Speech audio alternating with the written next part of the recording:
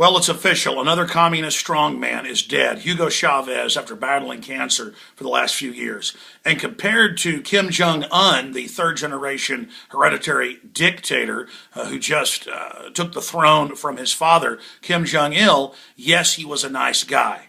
But he was the type of socialist/Marxist that we're seeing being put in power all over the world, and the similar type of system now being established here in the United States. I personally know a lot of people from Venezuela, including Max Cabrera, who works in my office, who watched his family's private school, a small private school, taken over by Chavez. They take over small factories, small farms. They put their friends and family in charge. Communism is another form of oligarchy by the inside crew that gets control. And it killed more than 170 million people in the last century. It's already killed millions of people this century. It's another form of virulent authoritarianism. And yes, you can point at some of the fascistic elements here in America, but that's being dictated by the globalists who, in Carroll Quigley's own book, they admit, Bill Clinton's mentor at Georgetown, they finance anything as long as it's authoritarian.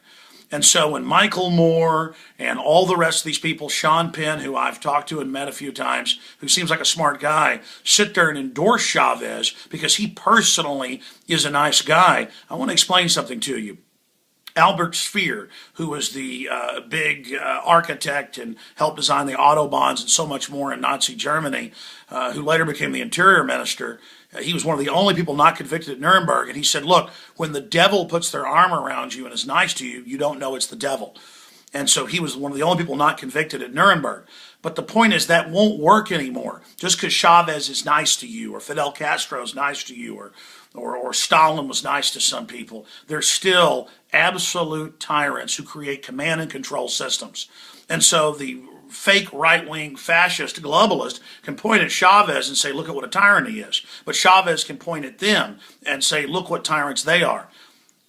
People are designed to think one group good, other group bad. It's not like that. It's all of the geopolitical systems that are centralized are the problem. We need to get back to a republic, back to a constitution, back to due process, back to a Bill of Rights. You know, I wonder if Chavez is smelling the sulfur right now. You know, I hope that he got right with God. I hope that he wasn't consciously a tyrant, but Venezuela has been wrecked by him. Cuba has been wrecked by Fidel Castro.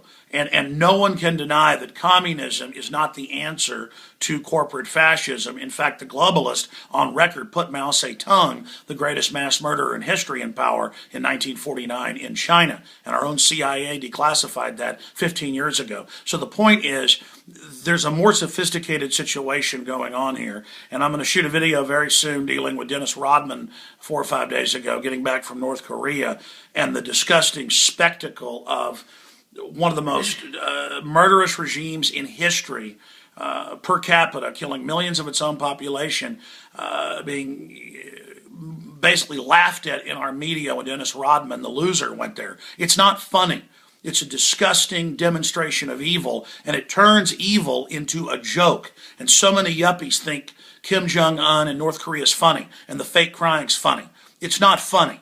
It's disgusting, and it's dangerous, and it shows what the cult of the state becomes and what America is becoming. Because when America goes pure evil, which it's doing now, it will be worse than Nazi Germany and Soviet Russia and North Korea rolled together with the drones and the high tech and all the rest of it. We're in trouble. I just visited the Lexington today, one of the most decorated ships in U.S. history, 40 years in service, attacked by the kamikazes, blown up, still didn't sink. And all over the place is the plaques. These men died to defend our rights and our republic and our Bill of Rights. They have all the plaques from the 40s and the plaques from Vietnam. And the point is, now you talk about defending your rights, you're a bad guy, you're un-American. America is dead, but it can always rise again if we remember what made it great and what that flag symbolizes.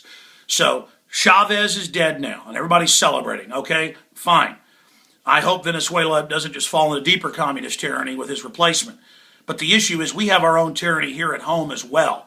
And they don't call it communism or socialism, but that's what it's becoming. Socialism at the ground level, but at the higher level, global megacorporations exempt from taxation who actually fund socialism to make us dependent. I'll be filing more updates throughout the week. We've got fill-in hosts at Infowars.com like Mike Adams, Catherine Albrecht, and Aaron Dykes, who are doing a great job, and I'll be filing reports for them here on the radio as well via these video uploads. Again, I'm Alex Jones, signing off. And yeah, ding dong, the witch is dead. The witch, the witch-old witch. But unfortunately, Chavez was a joke compared to the real tyrants, the eugenicists, the soft-kill globalists that act like they love liberty, but then in the background stab you in the back. The vaccines, the GMO, we're all being killed. That's the global government. That's the real threat. So yeah, Chavez is dead, but there's 1,000 other tyrants and globalists that have to go. It is the idea of liberty that will defeat these people. Alex Jones signing off for Infowars.com. But another invincible statist is now dead.